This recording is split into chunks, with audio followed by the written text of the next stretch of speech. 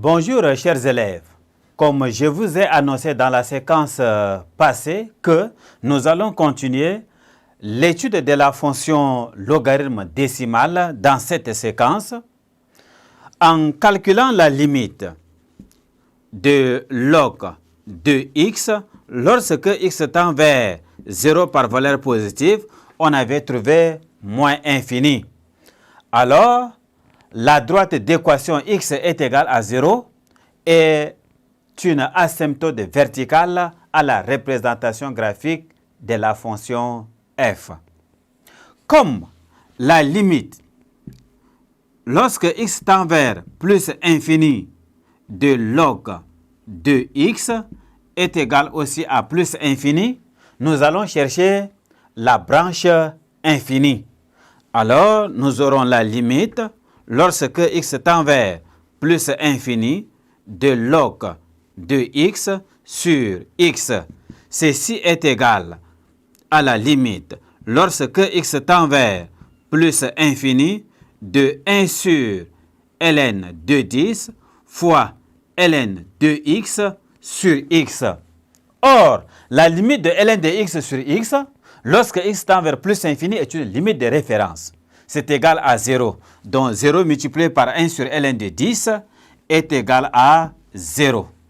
La représentation graphique de la fonction f admet une branche parabolique de direction OI.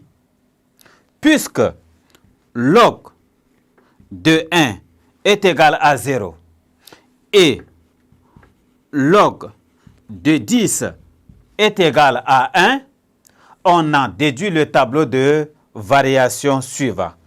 Tableau de variation.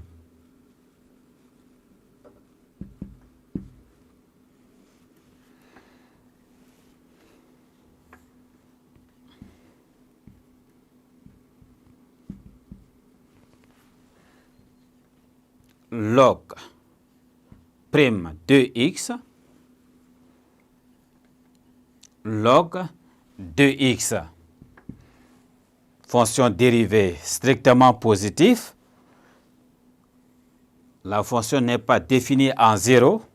La limite en 0 moins infini. En plus infini plus infini. L'image de 1, 0. L'image de 10, 1. À plus infini. Alors, dans le repère orthonormé OIJ, nous allons tracer la représentation graphique de la fonction logarithme décimale en comptant sur le tableau de variation. La courbe quitte en moins infini en suivant l'asymptote verticale x est égal à 0 et passe par le point de coordonnées 1, 0, 10, 1 et ça poursuit vers plus infini en prenant la branche parabolique de direction OI.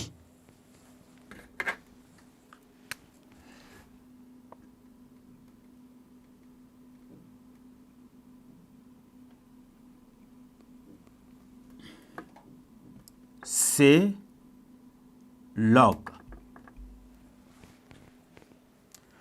Merci chers élèves de m'avoir prêté attention. Au revoir et à la séquence suivante.